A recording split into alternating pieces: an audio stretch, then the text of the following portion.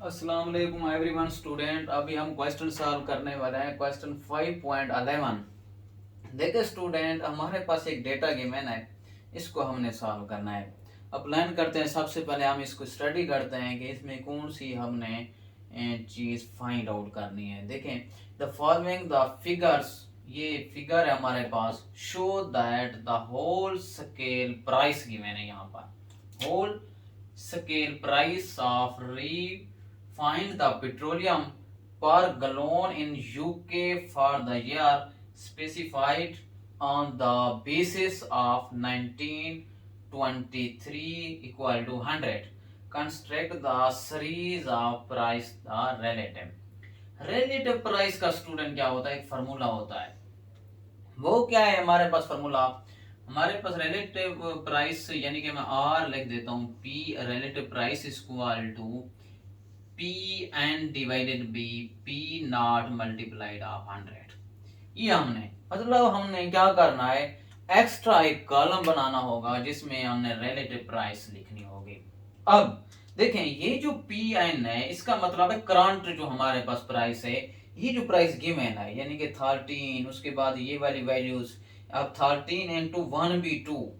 अब यहाँ इस तरह का जब डेटा देखना है तो आपने कंफ्यूज नहीं होना। तो आप क्या करोगे, इस 2 को मल्टीप्लाइड कर दोगे 13 के साथ, ये आता है 2 3 द 6 2 1 द 2 26। इसके साथ ऊपर वाला नंबर हमेशा ऐड करते हैं। अब कैलकुलेटर पे डायरेक्ट नहीं करोगे, वो गलत आएगा, आपने खुद से कैलकुलेशन करनी होगी। इसको 2 3 द 6 1 द 13 मल्टीप्लाई 2 करो, उसके बाद आपने ऊपर वाली जो वैल्यूज हो वो जाके प्लस करते हैं, यानी कि ये हमारे पास क्या आ जाता है 27/2। ये तो 13 सिंपल था। अब ये हमारे पास है 11 को 2 से मल्टीप्लाई करेंगे, 22 प्लस 1 काट देंगे तो हमारे पास क्या आ जाता है 23 डिवाइडेड बाई 2 सेम रहेगा। यहाँ पर भी, इधर भी 2 था इधर भी 2 था। अब 12 को 7 से जब मल्टीप्लाइड करते हैं, देखें स्टूडेंट, 7 2 द 14 7 1 द, हमारे पास 7 एक 8 कैरी वाला 84 के साथ 2 ऐड करेंगे तो हमारे पास आ जाता है 86/7 आ जाता है। ये हमारा पैटर्न था। अब क्या करेंगे, सबसे पहले मैंने कहा था relative series of price of relatives. अब क्या करेंगे, रिलेटिव प्राइस की सीरीज फाइंड आउट करनी है, यानी कि उसको हमने एक कॉलम एक्स्ट्रा ऐड करेंगे, वहां से हमने रिलेटिव प्राइस निकाल लेनी है। वो कैसे निकालेंगे, बस इधर हमने देखना है पी नॉट की वैल्यूज यहाँ इधर गिवन होती है, ये जो हमारा वर्ड प्रॉब्लम है यहाँ पर होती है, या हमारे पास एवरेज वैल्यूज होती है, या हमारे पास सिंपल बेस ईयर हमें दे दिए गए हैं। On the basis of 1923 equal to 100। इसका कोई फर्क नहीं है, ये 100 कोई हमें कंफ्यूजन करने की जरूरत नहीं है। हम देखेंगे या तो 100 में देखेंगे, यहाँ 100 तो है नहीं, 1923 है, 1923 हमारे पास ये है। इसकी जो प्राइस है वो लिख देंगे, यानी कि पी नॉट की जो वैल्यूज आ गई है वो कौन सी आ गई है, 13 आ गई है स्टूडेंट। अब हमने रिलेटिव प्राइस का कॉलम ऐड करेंगे, P N divided by 13 multiplied 100, यही कॉलम में जाके एक्स्ट्रा ऐड कर देंगे। बाकी करंट प्राइस इसके साथ भी सॉल्व करेंगे, इसके साथ भी सॉल्व करेंगे, इसके साथ भी सॉल्व करेंगे। मैं अभी इसको कॉलम वाइज लिखता हूँ, ये पूरा क्वेश्चन डिलीट कर रहा हूँ, तो यानी कि मैं इसको रेस कर रहा हूँ, यही वाला मतलब पैटर्न, ये वाला फॉर्मूला एंड पे ये आके लिख दूंगा। Relative price P N divided by 13 आ रहा है मल्टीप्लाइड 100, इसका एक कॉलम बनाएंगे। बाकी हम ईयर्स का अलग से एक अकेला कॉलम बना लेंगे, प्राइस का अलग। नेक्स्ट हम थर्ड कॉलम इसका रिलेटिव प्राइस का निकाल लेंगे। बहुत ही आंसर, ये सिंपल से क्वेश्चन है, सिर्फ आप कंफ्यूज हो जाते हैं डेटा को और वर्ड प्रॉब्लम को, इतना मुश्किल नहीं होता, उसमें थोड़ी सी एक चीज देखनी होती है, वैल्यूज समझना होता है किसकी वैल्यूज हमें गिवन है, बस। तो अब हम इस क्वेश्चन को सॉल्व करते हैं।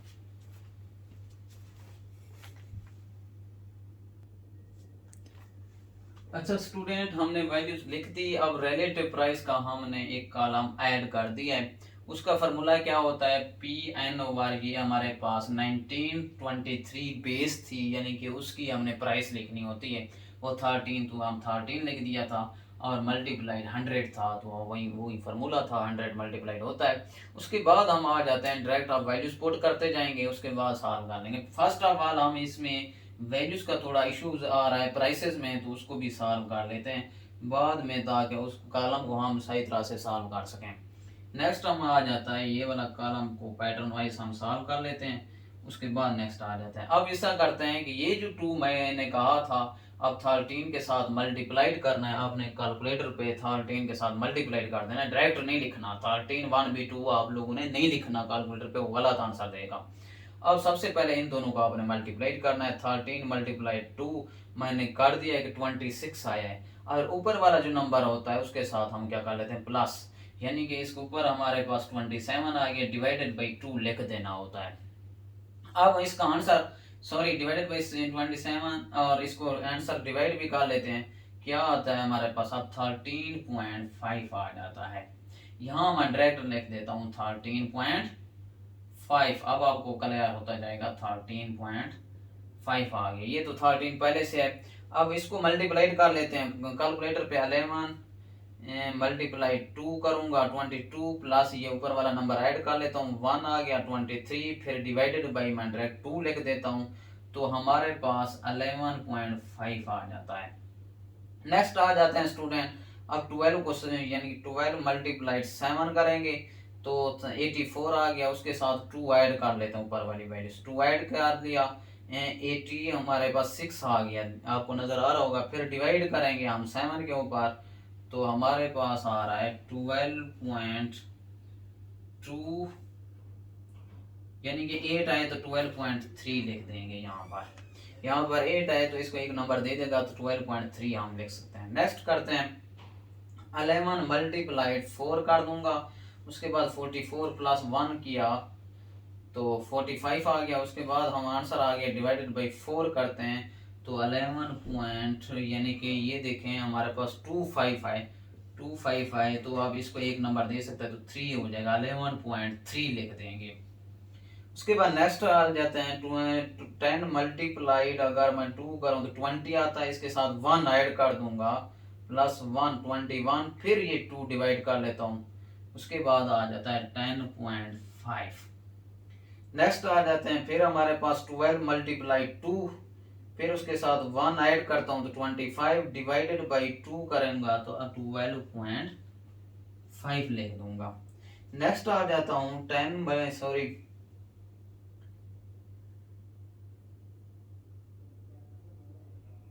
मल्टीप्लाइड 4 कर दूंगा स्टूडेंट, उसके साथ हमने 1 ऐड कर देना है, 40 प्लस 1 ऐड करेंगे, 41, डिवाइडेड बाई 4 कर देंगे, 10.25 है स्टूडेंट। मैं इसको एक नंबर दे सकता हूँ क्योंकि 5 है, इससे बड़ा है तो 3 आ सकता है, 10.3। नेक्स्ट लिख देता हूँ 10 मल्टीप्लाई 2 और प्लस 1 करूंगा, 21, डिवाइडेड बाई मैं क्या कर दूंगा, फिर 10 पॉइंट क्या आ गया 5। हमने प्राइसेस की वैल्यूज को सेट कर लिया है। अब हम आ जाते हैं रिलेटिव प्राइसेस फाइंड करते हैं। देखिए स्टूडेंट, रिलेटिव प्राइसेस में तो हमने फार्मूला लिख दिया है। अब पी एन का मतलब है ये करंट, हमारे पास जो वैल्यूज है यानी कि करंट प्राइस होती है। पी एन का मतलब होता है करंट प्राइस, ये करंट प्राइसेस हैं। अब हमारे पास क्या है, करंट प्राइसेस, यानी कि पी एन की वैल्यू 13 है, डिवाइडेड बाई 13 है, मल्टीप्लाइड क्या है 100 है, इक्वल टू 13 13 कैंसिल हो जाएगा, तो हमारे पास क्या आ जाता है, सिंपल 100 आंसर आ जाता है। नेक्स्ट क्या करेंगे, अब हमारे पास करंट प्राइस ये है 13.5 है, उसके बाद यहाँ डिवाइडेड बाई 13 लिखा हुआ है और 100 से मल्टीप्लाई कर देंगे, इक्वल टू, अब इसको कैलकुलेटर पे सॉल्व करना है। सबसे पहले मैं वैल्यूज लिख देता हूँ, 13 divided by 13 multiplied by 100 equal to, उसके बाद ये कैंसिल हो जाता है, ये भी 100 आंसर आ जाता है। नेक्स्ट कर लेते हैं 11.5 डिवाइडेड बाई 13 मल्टीप्लाइड 100, इसको बाद में कैलकुलेटर पे सॉल्व कर लेते हैं। हमारे पास क्या है, करंट वैल्यू, ये देखो मैं ये लिख रहा हूँ 12.3 डिवाइडेड बाई 13 मल्टीप्लाइड क्या लिख देंगे 100 इक्वल टू। नेक्स्ट आ जाते हैं, ये करंट हमारे पास वैल्यूज है, ये ऊपर वैल्यूज लिखते हैं, 13 हमारे पास मल्टीप्लाइड 100 इक्वल टू, इस फॉर्मूले को देखते आ रहे हैं हम। उसके बाद नेक्स्ट हमारे पास करंट हमारे पास 10.5 है, डिवाइडेड बाई 13 मल्टीप्लाइड 100, इसको कैलकुलेटर पे लिखेंगे। अब 12 पॉइंट हमारे पास 5 divided by 13 multiplied 100 equal to, उसके बाद 10.3 divided by 13 multiplied 100 equal to, फिर आ गया 10.5 divided by 13 multiplied 100 equal to आ जाएगा। अब स्टूडेंट देखें हम कैलकुलेटर पे सॉल्व कर लेते हैं। अब कैसे सॉल्व करते हैं, पहले इन दोनों को आपस में डिवाइड कर लेते हैं। 13.5 डिवाइडेड बाई 13 मैं लिख देता हूँ, ये इस आंसर इक्वल करूंगा, फिर उसके बाद 100 के साथ जाके मल्टीप्लाई कर लेता हूँ। हमारे पास आंसर आता है 103.84। ठीक है, तो हम 84 लिख दें यार, 85 नहीं लिख, 84 तक काफी है, 2 पॉइंट के बाद 2 नंबर काफी है हमारे पास। उसके बाद ये 100 आया हुआ, इसको हम कर लेते हैं। कैसे करेंगे ये तो आपको मैं आपको ट्रिक्स बता रहा हूँ। क्या करना है आप लोगों ने, 11.5, ये देखो 11.5 डिवाइडेड बाई क्या करोगे 13, और इसका आंसर आएगा मल्टीप्लाई क्या कर देंगे 188.4 और 6 लिख देंगे। नेक्स्ट हम लिखते हैं हमेशा 13.2 सॉरी अब 12.3 डिवाइडेड बाई 13 और मल्टीप्लाई कर देंगे 100 के साथ 94 और 6 2 कर देंगे, यानी कि 15 है तो 2 इसको दे देगा, तो नंबर एक और ऐड कर लेते हैं। 11.3 डिवाइडेड बाई हमारे पास क्या आ जाता है 13, उसके बाद मल्टीप्लाई क्या कर लेंगे 100, 86.9 ऑफ 2। नेक्स्ट लिख देते हैं 10.5 डिवाइडेड बाई 13 और मल्टीप्लाई क्या कर देंगे 100, 80 हमारे पास 0.7 7 ही काट दें 7। नेक्स्ट आ जाते हैं 12.5 डिवाइड, इसको सॉल्व कर रहा हूँ, डिवाइडेड बाई 13 और मल्टीप्लाई क्या कर लेते हैं 100, 96.15। नेक्स्ट हमारे पास 10.3 डिवाइडेड बाई 13 मल्टीप्लाइड 100, हमारे पास आता है 79.23। नेक्स्ट आ जाते हैं 10.5 डिवाइडेड बाई 13 और मल्टीप्लाई क्या कर देंगे 100, 80.76। ठीक है स्टूडेंट, अब आपके पास ये आंसर आ गया है कि आपने क्लियर यही सिर्फ रिलेटिव प्राइस की हमने construct the series find out करनी थी, वो हमने सॉल्व कर लिए। ये आपका हमारे पास 5.11 क्वेश्चन हमने सॉल्व कर लिए। अब हम क्वेश्चन सॉल्व करते हैं नेक्स्ट 5.12।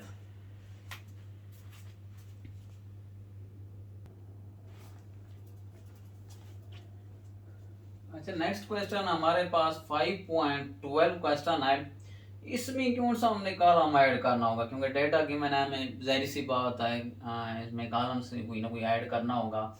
या तो इस कंसेप्ट में रिलेटिव प्राइस पढ़ रहे हैं या तो इंडेक्स नंबर। कंस्ट्रक्ट लिखा हुआ है हमारे पास इंडेक्स नंबर, यानी कि इंडेक्स नंबर का हमने अब कॉलम ऐड करना पड़ेगा। इंडेक्स नंबर का वही क्या फार्मूला होता है, prices for the following data taking the.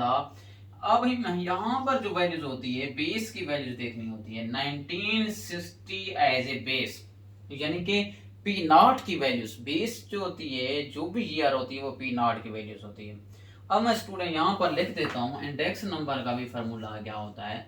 Index number का फार्मूला होता है, अब देखो करंट प्राइस को हमने पी एन का नाम देंगे, पी एन, और पी नॉट यानी कि बेस, जो बेस हमारे पास 1960 एज द बेस, यानी कि इसकी प्राइसेस की वैल्यूज लिखनी है। उसको पी नॉट का मतलब है prices base, prices of base, multiplied क्या कर देंगे 100। इसका भी यही इंडेक्स रिलेटिव सीरीज के रेलेवेंट, इसका भी यही फार्मूला है। अब देखिए यहाँ पर कौन सा ईयर दिया हुआ है 1960, ये नहीं लिखना, इसकी प्राइसेस लिखनी यानी कि प्राइस लिखनी है। आप क्या लिख देंगे पी एन डिवाइडेड बाई क्या लिख दूंगा 50, अब मल्टीप्लाइड 100 लिख दूंगा। अब यही फार्मूला जाके एक कॉलम ऐड करते हैं, वहां जाके लिख देंगे, फिर वैल्यूज पुट करते जाएंगे, हमारे पास आंसर आ जाएंगे। तो यही हमारे पास इंडेक्स नंबर है। सिंपल सा क्वेश्चन था, तो अभी हम जल्दी जल्दी से इसको सॉल्व कर लेते हैं।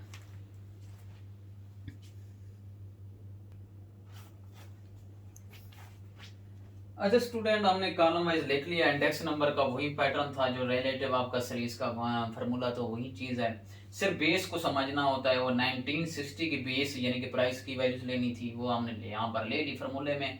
अब हमने क्या करनी है, इसकी फर्स्ट की हमने सॉल्व करना है, यानी कि अब ये पी एन की जगह हमने यानी कि पुट कर देना है, यानी कि करंट हमारे पास आ गई 50 डिवाइडेड बाई ये वाली 50 मल्टीप्लाइड क्या कर देंगे 100 इक्वल टू, देखिए 50-50 कैंसल, क्या हमारे पास 100 आ जाता है।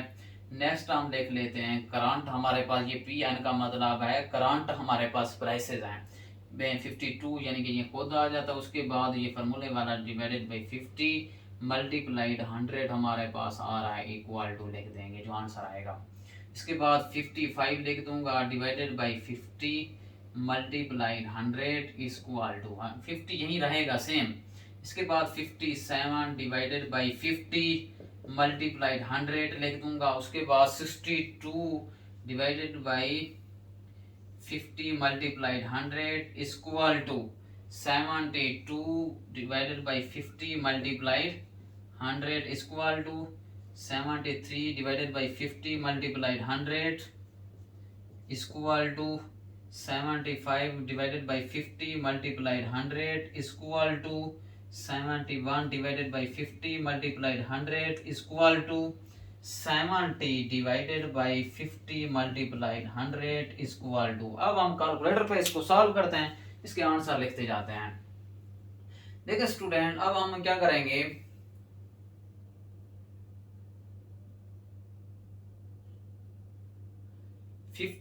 टू डिवाइडेड बाई हमने 50 करना है, उसको मल्टीप्लाइड 100 कर देंगे, 104 आंसर आता है, तो 104 लिख देंगे।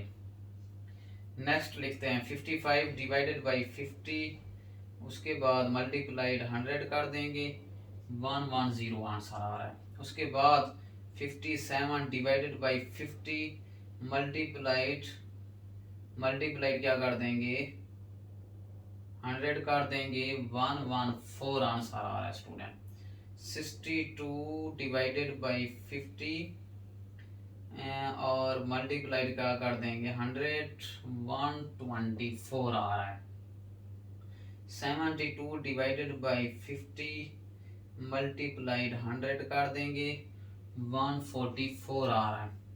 उसके बाद 73 डिवाइडेड बाई 50 मल्टीप्लाइड 100, 146 आ गया है, ठीक है। उसके बाद 75 डिवाइडेड बाई 50 मल्टीप्लाइड 100, 150 आ गया है। नेक्स्ट कर देंगे 71 डिवाइडेड बाई 50 मल्टीप्लाइड 100 कर देंगे, 142। उसके बाद 70 डिवाइडेड बाई 50 मल्टीप्लाइड क्या कर देंगे 100, 140। तो देखिए स्टूडेंट, ये हमने क्वेश्चन 12 सॉल्व किया है। बहुत ही सिंपल होता है, सिर्फ एक कॉलम आपने ऐड करना होता है इंडेक्स नंबर का और रिलेटिव प्राइसेस का। तो आपने वही यही एक ही सेम पैटर्न है, फार्मूला वही लगता है, सिर्फ बेस की वैल्यूज देखनी होती है कौन सी ईयर्स के हमें गिवन है। तो एक या तो आपको एवरेज प्राइसेस बता सकते हैं, एवरेज का मतलब यही होता है सारे प्राइसेस को ऐड कर देने हैं, जितनी ये वैल्यूज होती हैं उस पर डिवाइड करके जो आंसर आएगा वो यहाँ पर आके लिख दोगे। अभी सिंपल बेसिस दिए हो वो तो यार एक साथ दिया जाता है, उसके बाद वहीं हम प्राइस लिख देते हैं, ठीक है। अभी हम चलते हैं इसका नेक्स्ट क्वेश्चन हम सॉल्व करते हैं 5.13।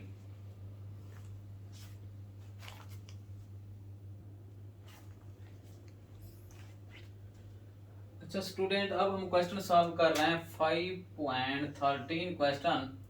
तो सबसे पहले हम देखते हैं कि हमने किसकी प्राइसेस यानी कि किसका हमने कॉलम ऐड करना है, तो या इंडेक्स नंबर का या हमारे पास होता है रिलेटिव प्राइसेस का, और भी चीज़ें होती हैं, लेकिन हमें कंप्यूटर यहाँ पर हमें नज़र आ रहा है किसको करना है इंडेक्स नंबर का। जब इंडेक्स नंबर का आ जाता है तो उसमें हम देखते हैं कि किसकी वैल्यूज निकालनी है, हमें ईयर्स कौन सा है जो बेस वैल्यूज लें, जिसकी बेस वैल्यूज यानी कि बेस प्राइस लें। अब हमें ईयर गिवन है कि 1953 एज ए बेस, यानी कि हमने बेस प्राइस किसकी लेनी है 1953 की। अब मैं इंडेक्स नंबर का दोबारा भी फार्मूला लिख देता हूँ। Index number equal to 1953 divided by equal to P N over P not multiplied of 100 P N over P not हमने फाइंड आउट करना होता है। वो यहाँ वर्ड प्रॉब्लम को पढ़ के यहाँ से समझना होता है कि हमें कौन सी चीज़ गिवन है। 1953 ईयर्स गिवन है, वो हम खुद नहीं लिखते, उसकी प्राइस लिखते हैं कि अब हमारे पास 1953 की क्या हमारे पास प्राइस है, वो आगे लिख देते हैं 14.95 मल्टीप्लाइड ऑफ 100। अब यही वैल्यूज हम जाके कॉलम में लिखेंगे। अब हम इसको रेस करके ना पूरा एक पैटर्न वही बनाते हैं, इसको सॉल्व करते हैं, इंडेक्स नंबर का एक कॉलम ऐड करके इस पूरे क्वेश्चन को सॉल्व कर लेते हैं 5.13 को।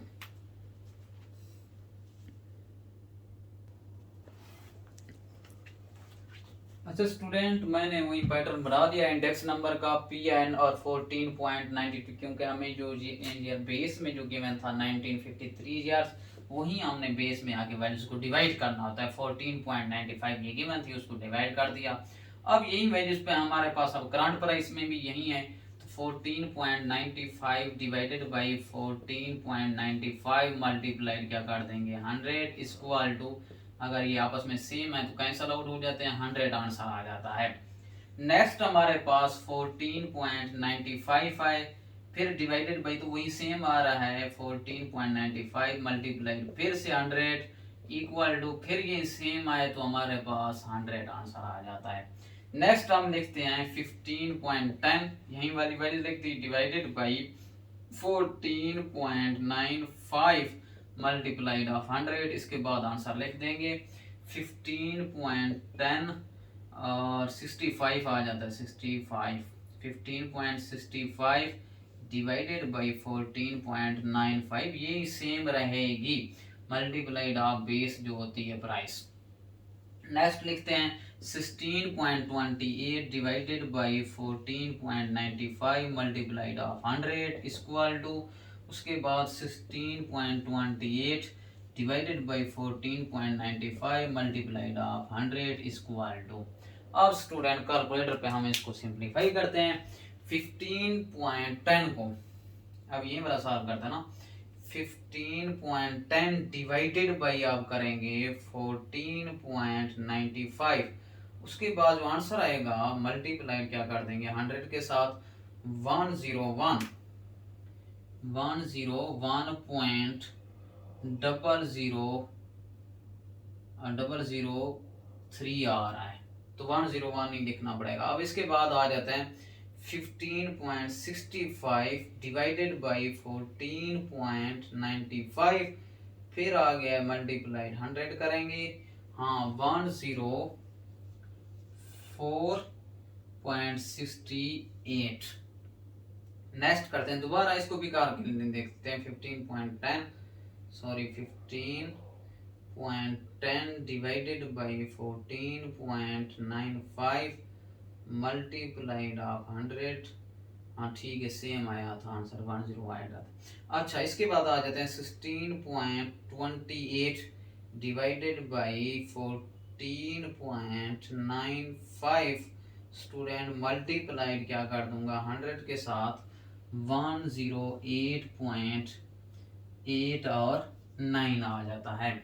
नेक्स्ट लिखते हैं ये सेम है 16.28 डिवाइडेड बाई 94, ये सेम थे तो इसका आंसर भी सेम आएगा 89 के साथ। ये हमारे पास आया है क्वेश्चन, हमने क्वेश्चन 13 सॉल्व कर लिया। अभी हम चलते हैं क्वेश्चन सॉल्व करते हैं क्वेश्चन 5.14।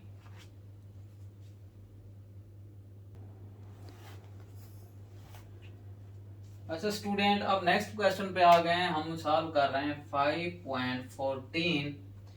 तो देखें स्टूडेंट, इसमें हमने क्या फाइंड करना है, from the data given below compute क्या करना है, हमने सबसे पहले ये देखना होता है index, the index number of prices given है, ये जो प्राइसेस है उसका इंडेक्स नंबर, वही पैटर्न है P N over P naught वाला।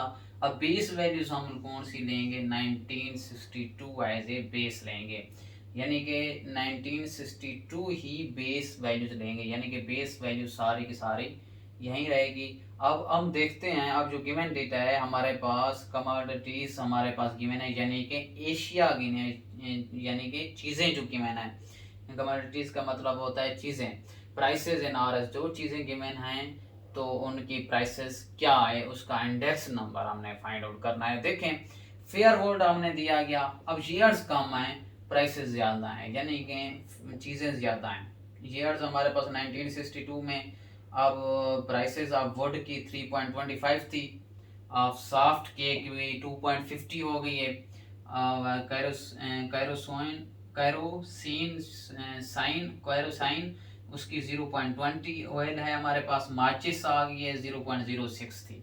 उसके बाद 1963 में एक साल होने के बाद फिर आपकी वैल्यूज फिर बढ़ गई है इन सारों की।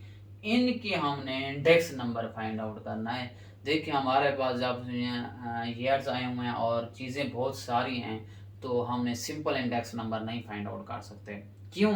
उसकी मेन रीज़न है हम इसका फेयर वुड का भी अलग से इंडेक्स नंबर फाइंड करेंगे, सॉफ्ट केक का भी हम इंडेक्स नंबर अलग से फाइंड करेंगे, कैरोसिन का भी इंडेक्स नंबर अलग से फाइंड करेंगे, माचिस का भी इंडेक्स नंबर अलग फाइंड करेंगे ईयर्स इन ईयर्स के साथ।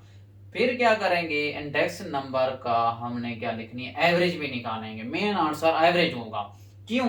क्योंकि सारी चीज़ें आई हुई हैं, इन चीज़ों की हमने इंडेक्स नंबर फाइंड करना था, मतलब इन सारों चीज़ों का, इसलिए हम क्या करेंगे, एवरेज ऑफ इंडेक्स नंबर ज़रूरी लगाएंगे। इस क्वेश्चन में हमने क्लियर कर दिया। अब हम इसका सोल्यूशन लिखते हैं, कॉलम ऐड करते हैं। अब मैं क्या करूँगा, फेयर वर्ड का इधर ही पैटर्न में सॉल्व कर दूंगा, इंडेक्स नंबर का फार्मूला लगा दूंगा इसी की कॉलम में, सॉफ्ट का इसी के कॉलम में अलग से, इसका इधर अलग से, इधर इसका अलग के आगे मैं लिख दूंगा index number, average of the index number का कॉलम।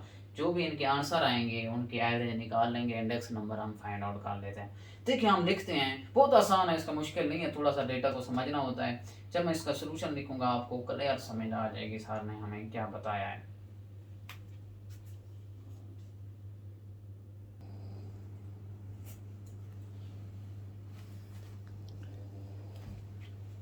अच्छा स्टूडेंट, हमने पैटर्न बना ली है, ये हमारे पास गिवन डेटा था। तो देखें फेयर वर्ड के हमने अलग से इसका पैटर्न, इसका इंडेक्स नंबर का क्या फार्मूला है, पी एन ओवर 3.25 मल्टी, यानी कि इसकी बेस वैल्यूज हमने देखनी थी स्टूडेंट 1962। बेस वैल्यूज कौन सी, 1962 में से देखनी है, यानी इसमें से बेस वैल्यूज हमने देखनी थी। अब इसमें से फेयर वर्ड की कौन सी आएगी, 3.25 बेस वैल्यूज आएगी, वही मैंने आप इधर आके लिख दी है। उसके बाद जब हम आंसर लिख देंगे, अब 3.25 यानी कि ये करंट वैल्यूज है, पी एन की वैल्यूज है, 3.25 डिवाइडेड बाई 3.25 मल्टीप्लाइड 100। अब इसका ये 3.29,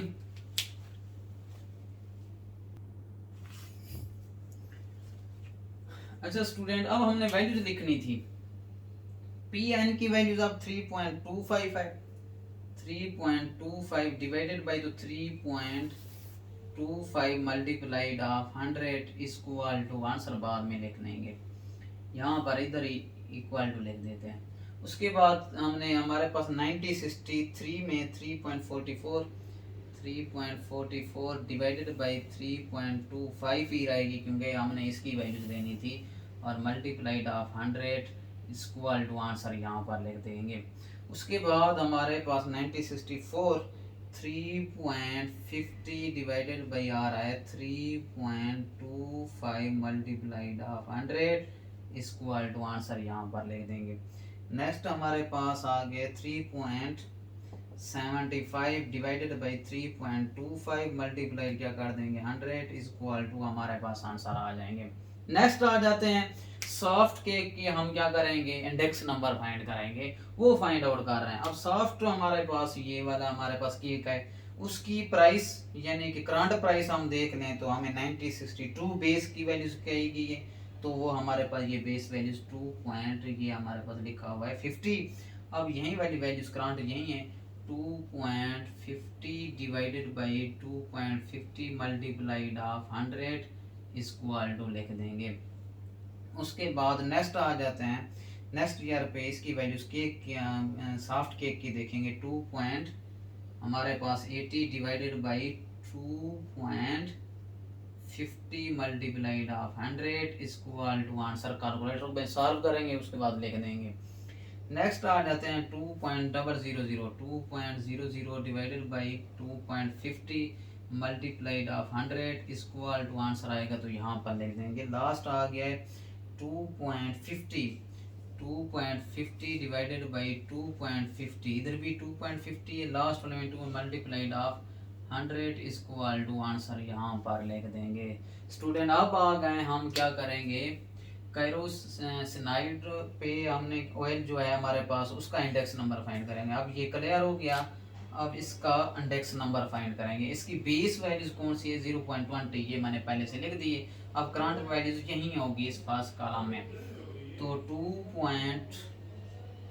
0.20 divided by 0.20 multiplied of 100 equal to, next student लिखेंगे 0.22, 0.22 divided by 0.20 multiplied of 100 equal to लिख देंगे।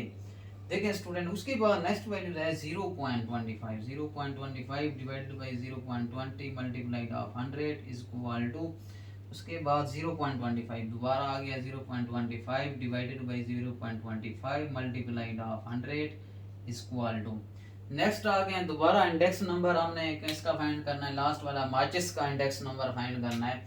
देखें स्टूडेंट 0.06 हमारे पास कौन सी वैल्यूज होगी, बेस वैल्यूज होगी। जो ईयर हमारे पास कौन सा गिवन था 1962, तो हम देख लेते हैं यहाँ पर मैंने लिख दिया था 0.06। तो अब मैं क्या करूँगा 0.06 divided by 0.06 multiplied of 100 equal to, जो आंसर आएगा यहाँ पर लिख दूंगा। देखें उसके बाद लिख लेते हैं 0.06, नेक्स्ट आ गया 0.06, सेम है सारे, 0.06 multiplied of 100 equal to 0.06 divided by 0.06 multiplied of 100 equal to 0.06 divided by 0.06 divided by 0.06 multiplied of 100 equal to, सारे 0.06 ही हैं। तो हम क्या करेंगे, इनको कैंसल आउट कर लेते हैं, तो ये हमारे पास 100 आंसर आ जाएगा, ये भी कैंसल आ जाता है तो 100 आंसर आ जाए, मल्टीप्लाई जो 100 हो रहा है ये कैंसल आउट हो जाता है, ये भी हमारे पास 100 आ गया। नेक्स्ट हम इसको कैलकुलेटर पे सिंप्लीफाई करते हैं, इनकी वैल्यूज लिखते हैं यहाँ पर, इनको डिवाइड करेंगे, इस वैल्यूज को इसके पे डिवाइड करके फिर 100 से मल्टीप्लाई करेंगे, जो आंसर आएगा वो यहाँ आके हम लिख देंगे।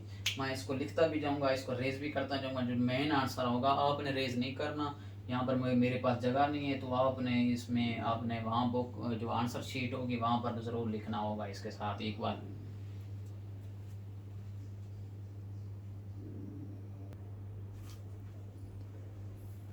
अच्छा स्टूडेंट मैंने इसको कैलकुलेटर पे डिवाइड किया, तो ये देखो वैसे 3.25 है, 3.2 कैंसिल आउट हो जाता है, 100 आंसर आ जाता है। इसको मैंने डिवाइड करके 100 से मल्टीप्लाई किया तो 105.85, 105.85 आ गया।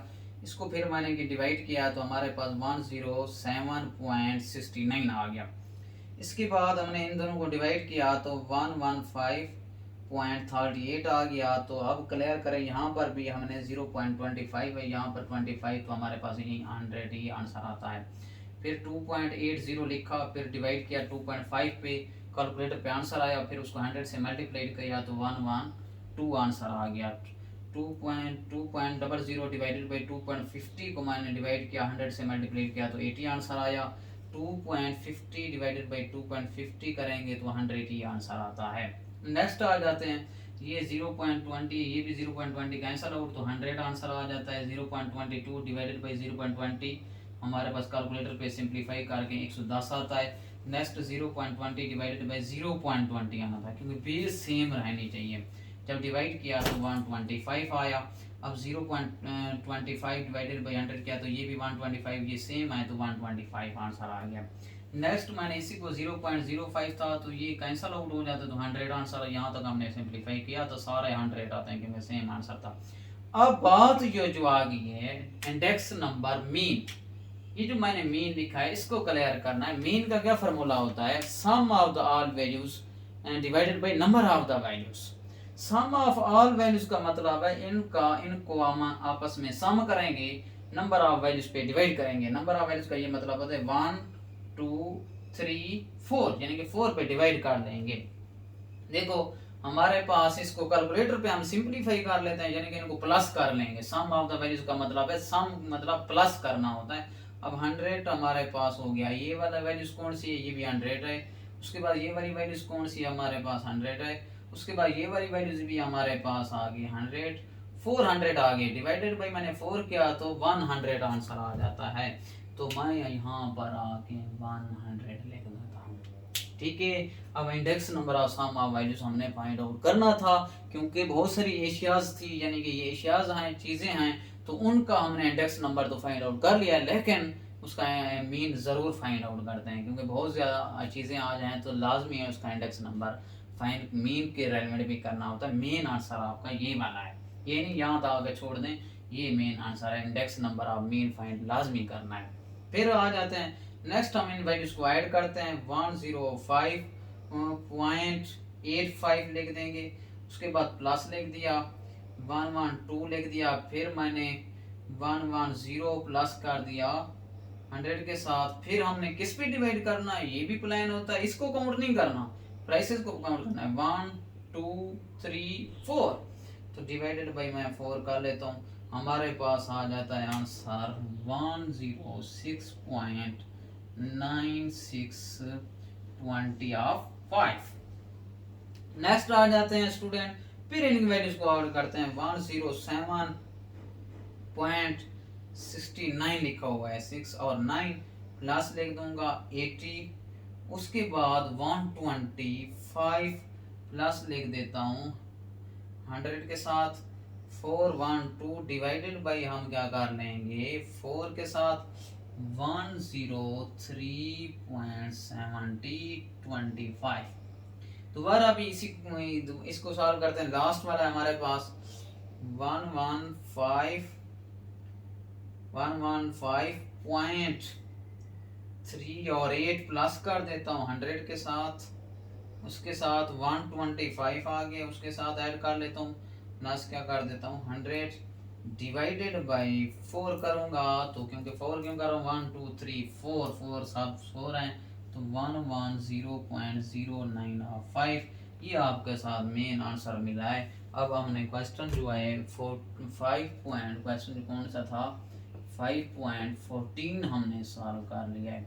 इंशाल्लाह नेक्स्ट हम जो क्वेश्चन है 5.15 है वो नेक्स्ट वीडियो में सॉल्व करेंगे। बेस्ट ऑफ लक, अल्लाह हाफिज़।